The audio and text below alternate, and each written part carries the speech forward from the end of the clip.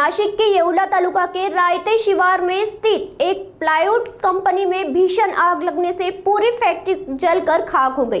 घटना के समय करीब 30 से 40 मजदूर अंदर फंसे थे, लेकिन स्थानीय लोगों ने तुरंत राहत कार्य शुरू कर दिया और सभी को बाहर निकाल दिया गया, जिससे बड़ा हादसा टल गया। आग लगने का कारण फिलहाल स्पष्ट नहीं हो पाया है और आगे दमकल विभाग की टीमें जांच में जुटी है।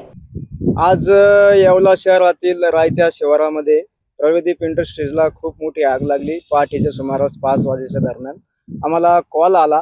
आम्ही येवला अग्निशमन बंब घेऊन लगेच इथं 5 जणांची टीम लगेच हजर झाली आणि आम्ही आग विझवण्यास सुरुवात केली।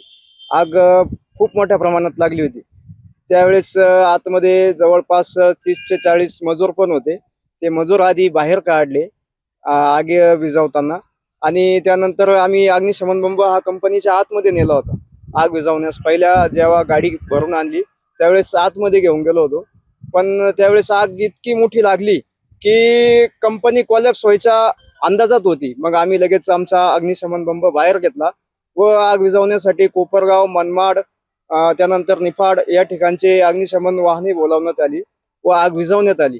आता थोड्या प्रमाणात आग आहेच, कंपनी कोलॅप्स झालेली आहे, पण आता आग विझवण्याचे काम चालू आहे।